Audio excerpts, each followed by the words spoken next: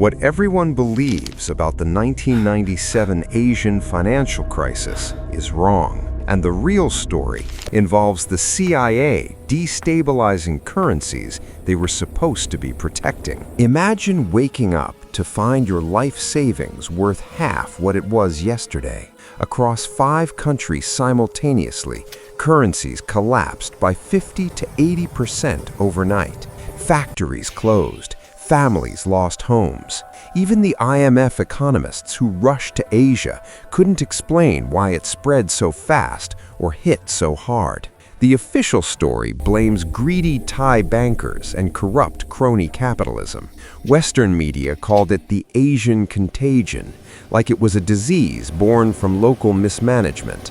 That explanation is convenient because it keeps Western institutions blameless. It's also misleading, because the real trigger was CIA currency operations that went catastrophically wrong. Let me show you what was actually happening behind the scenes. While everyone focused on Bangkok's real estate bubble, the CIA's Economic Intelligence Unit was running covert currency manipulation operations across Southeast Asia. These weren't James Bond missions. They were currency warfare experiments, testing how to destabilize unfriendly regimes through forex markets. Agents were shorting currencies, spreading false economic data, and coordinating with hedge funds to amplify market moves. It's like giving a teenager a flamethrower to light birthday candles and acting surprised when the house burns down. And then George Soros made it exponentially worse. On July 2, 1997, Thailand floated the baht after defending it for months. Within 48 hours, the currency lost 20%. By August, the contagion hit Indonesia, Malaysia, the Philippines, and South Korea like dominoes. By November, the damage was irreversible. $2 trillion in market value evaporated. But here's what declassified cables now reveal. CIA operations had already weakened these currencies by spreading false intelligence about reserves and capital flight, creating the perfect conditions for Soros and other speculators to pile on.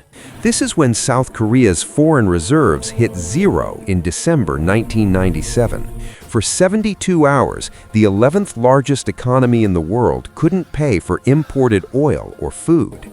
And the decision made in this moment, accepting a humiliating IMF bailout with devastating conditions, would restructure Asia's entire economic model for the next generation.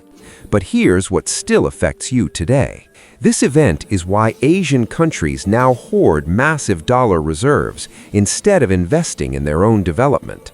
The policies created then, capital controls, export obsession, currency manipulation, directly contributed to the 2008 global financial crisis by flooding Western markets with cheap credit. And the people who caused it? CIA officers got promotions. Soros made billions. Meanwhile, 24 million Asians fell back into poverty overnight, and suicide rates tripled.